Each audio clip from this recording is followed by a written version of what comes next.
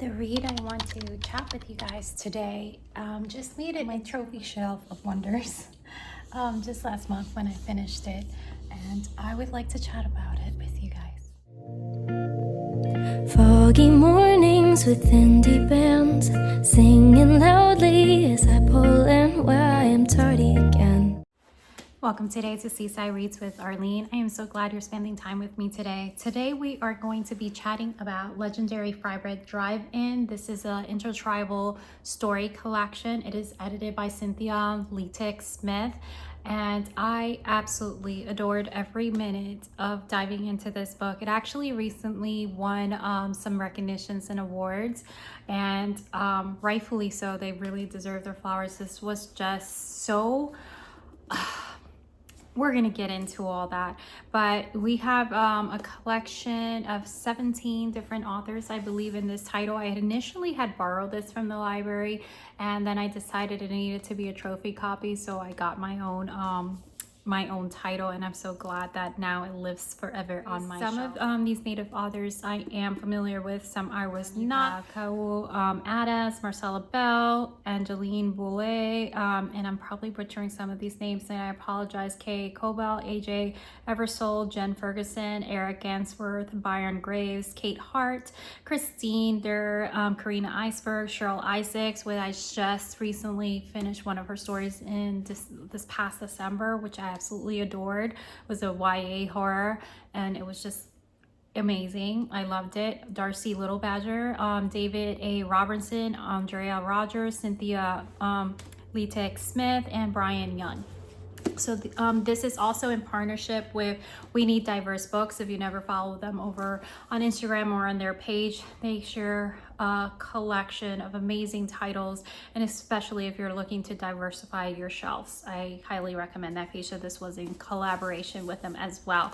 So I wanted to share with you guys some of my favorite short stories in here, and basically tell you the premise of this, because the stories are essentially interconnected, even though there's different characters throughout, but they are at the heart of it, they are connected because of this legendary drive-in. Now, this drive-in actually appears all over the country for Native youth at the time that they need it most. And it's not just food. There's music, there's some type of entertainment. It's just whatever you need in that moment. This drive-in just appears, and then people chat about it like in different online threads, and said, well, yeah, I went to this place as well. Like, is it a chain or is it not? No, this is like popping up, and people then start to realize the lore of this, that is this magical place that just appears. At Sandy June's Legendary Frybread Drive-In, young Indigenous heroes navigate a bounty of emotions, from the sweet joy of long-awaited first kiss to the healing comfort of loving reassurance. Weighty moments and sparkling ones throughout the slipstreams of time, those characters share good food, good company, good humor, and mutual support in intertribal community with legendary grandparents, and of course, with one another. I think the way this was crafted, and you can see the collaboration that took place between these authors. It wasn't just a group of authors that were just submitting their piece of work and then they just slapped it into a book. It was not that.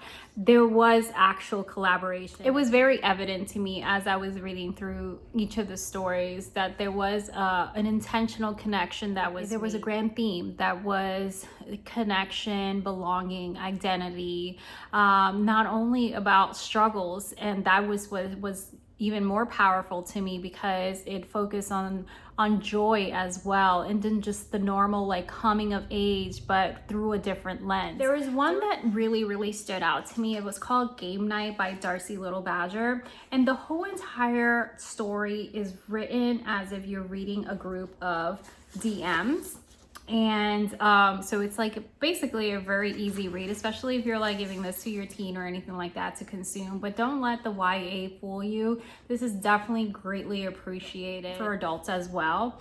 But the whole entire thing was read as a series of DMs, and this was a group of kiddos that were playing this online game, and they start noticing that one of them, Picnic Ant, was her handle name, had not signed in for a while, and they were worried about her, and they were trying to see who like basically can connect with her in real life, because she never missed, you know, these games or things like that, as far as I can recall.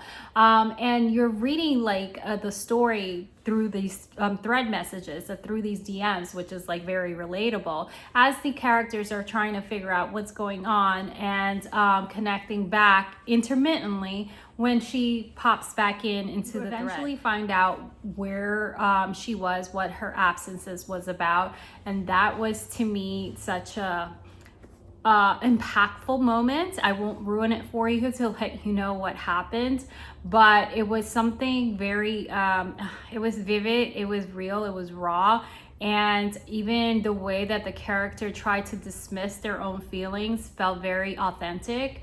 And that story really stayed with me. So I would love to look into this author's work and see what else they have written, because the way that it was framed, you didn't really realize what you were going in for, and that you were in the middle of solving a mystery. Yes, you were trying to figure out where Picnic Ant was, but you didn't really realize the profoundness of this particular story. So this is one of those stories that absolutely stood out to me. It is definitely a book that I feel that I can pick up time and time again and get something different from it.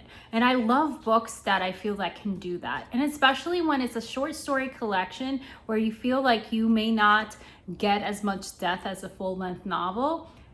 I didn't feel that way here. I actually felt that I could genuinely read an entire novel of each of the stories that were presented here. And that to me in itself is very powerful and tells you about the craftsmanship that happened in this book. There was also a couple of like poetry pieces, one where a student was submitting that. And what I did like is also that they placed these teens in the situations that other teens would be, and especially, you know, indigenous kiddos as well, like, you know, in a typical high school environment, or, you know, getting ready to like ask someone out or things like that. But adding a different layer to it, and sometimes just within its own simplicity. And there was just like that magic dose in it of that magical realism that was just beautifully and perfectly done. At first, I honestly did not realize that it was magical and I just thought this place was in a place, and I went into it kind of a little blind.